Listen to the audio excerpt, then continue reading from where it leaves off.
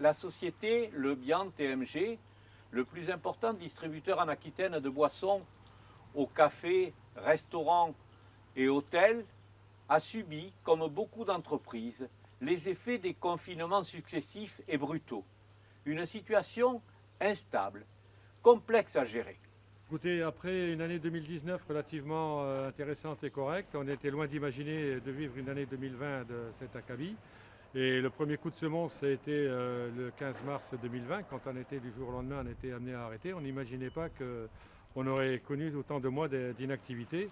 On a repris l'activité sur les chapeaux de roue parce que la saison 2020 était relativement ensoleillée. On a eu quand même pas mal de touristes sur la côte et on pensait les affaires reparties et la pandémie loin derrière nous. Malheureusement, fin octobre, on a été obligé de réarrêter. On a pensé arrêter pour quelques semaines et finalement, on a arrêté depuis fin octobre jusqu'à maintenant, jusqu'au mois de mai 2021. On a perdu 90% de notre activité, notre chiffre d'affaires, nous obligeant à mettre tous nos salariés au chômage partiel dans la grande majorité. Des points positifs, il y a toujours dans toute chose, il y a toujours le rebond. On va chercher le rebond favorable, c'est ce qu'on dit. Alors, s'il y avait des points positifs à retenir, heureusement, on avait diversifié un peu notre activité avec les caves, le réseau Comptoir des Vignes qu'on a monté au niveau national avec une centaine de caves et dont nous, 4 en propre à Créon, Bergerac, Royan et l'île d'Oléron. Donc il y a eu un retour vers le commerce, disons, de proximité. Et les caves ont bien marché, mais c'est loin d'être primordial de notre activité, dans le chiffre d'affaires de l'entreprise, mais ce n'est pas négligeable non plus, quoi. Au terme de plusieurs mois d'une activité quasiment paralysée, l'entreprise doit faire face à une reprise intense. Charles Le Bihan surveille ce moment décisif. Ça, Nico? Ça va très bien. Ça va bien? Merci, oui. Bon, alors cette reprise d'activité, Et tout très va bien? Les gars sont... Tout va bien, ils sont tous motivés pour cette bonne reprise Ouais. qui s'annonce déjà fort dans les prévisions. Au niveau des approvisionnements, on a remonté en stock là maintenant Depuis une bonne quinzaine de jours, on a bien remonté les stocks. Les fournisseurs jouent le jeu sur les délais d'approvisionnement et... Il n'y a pas trop de rupture au niveau des industriels? Non, ça va, par rapport à ce deuxième Covid, ils ont mieux organisé la reprise et le redémarrage progressif. On a bien préparé depuis un mois. Depuis un mois, on a bien préparé les stocks et voilà. Merci Nico. Tu vas bien? En forme? Ouais. Très bon. Ouais, c'est mieux. Ah, ouais.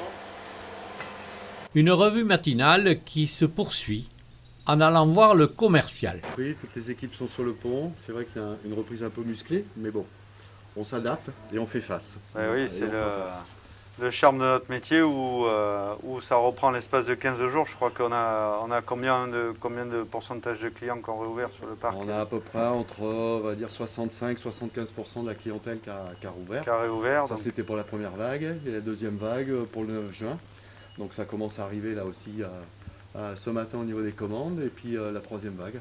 Et la troisième vague pour le 30 juin. Donc, et maintenant on a même le beau temps qui vient un petit peu booster les ventes aussi. Et qui vient donner un coup de booster et un coup d'accélérateur à tout ça.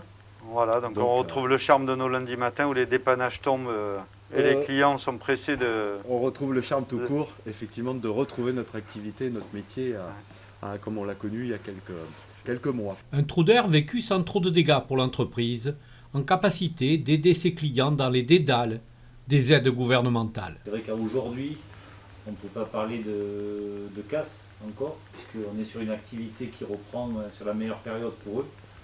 Et dans le suivi commercial, c'est vrai que c'est plus simple et financièrement en trésorerie également pour eux. Grâce au soutien de l'État, on a eu très peu d'incidents bancaires à date. Et bien sûr, les équipes sont sur le pont pour piloter ça et suivre ça bien sûr au quotidien. Et maintenant, il faudra quand même qu'on soit là aussi pour les accompagner, puisque la plupart ont bénéficié de PGE, mais il va falloir aussi à un moment donné les rembourser et prendre les bonnes décisions et la bonne organisation pour eux. Sur le PGE qu'ils ont pu toucher de leur côté, il va falloir qu'on soit aussi proche d'eux et donc conseil et soutien dans l'organisation et dans la réflexion sur ce PGE, et notamment sur les remboursements et les durées.